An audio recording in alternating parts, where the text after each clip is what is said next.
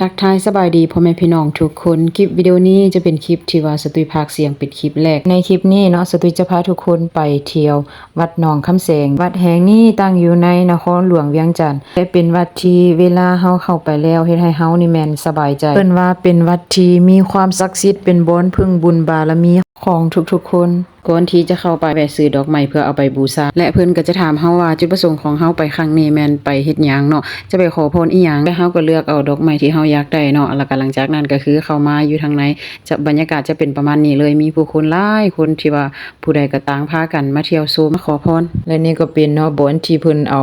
ดอกไม้ไปถวายหรือว่าไปบูชาอยู่ถึงอาจจะเป็นพญานาคเนาะที่ว่าองค์ใหญ่เนาะหลวงปู่เพิ่นมี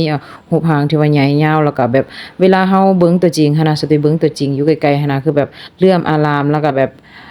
เบิ่งแล้วคือจะศักดิ์สิทธิ์แฮงหันน่ะเนาะพี่น้องเนาะสตุยหากก็ได้ไปครั้งแรกแล้วก็หากก็ได้เห็นครั้งแรกจุดนี้เนาะสตุยก็ได้เห็นคนที่ว่าไปเนาะเขาเจ้าจะจับเงินแล้วก็รูปไล่ไปตามต้นตัวของพญานาคองค์นี้เนาะบ่ฮู้ว่าเขาเจ้าเฮ็ดเพื่อหยังแต่ว่าสตุยก็ได้เฮ็ดไปนำเพิ่นคือกันเนาะเพื่อว่าจะถึกเลข4ตือ8ตือหันนะพี่น้อง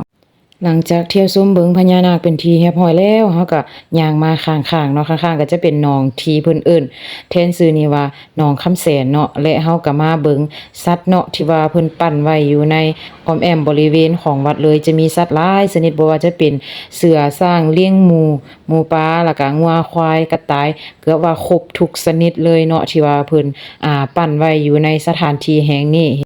ซึ่งความหมายของสัตว์แต่ละชนิดเนาะที่ว่าเพิ่นตั้งชื่อนี่แม่นมีความหมายว่าแนวใดเป็นไปมาไปจังใดนี่แม่นสติก็ขอโทษขออภัยนำเนาะเพราะว่าบ่ได้ฮู้คือกันและอีกบ่อนนี้เนาะก็จะเป็นสถานที่ที่ว่าเพิ่นมาจกสลักบ่มัดแขนบ่เนาะที่ว่ามีพระพุทธรูปตั้งอยู่ทางเทิงเป็นองค์ใหญ่เลยเนาะแล้วก็หลังจากนั้นเนาะเฮาก็มาใต้ธูปเนาะเพื่อว่าขอเลขนำกันเนาะแต่ว่าของสตุ้ยน่ะใต้น้อยนึงเนาะแล้วก็ถึกฝนตกลงมาก็เลยบ่ฮู้ตัวเลขสุดท้ายเลขเด็ดในมื้อนี้ก็บ่ได้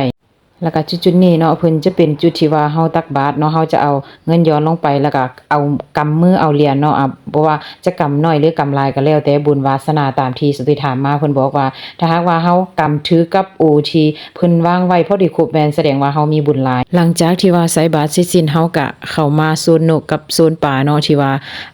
ถือว่าเป็นอันเสร็จสิ้นของ EP นี้พากันกดไลค์เป็นกำลังใจให้สตุยหน่อยเด้อ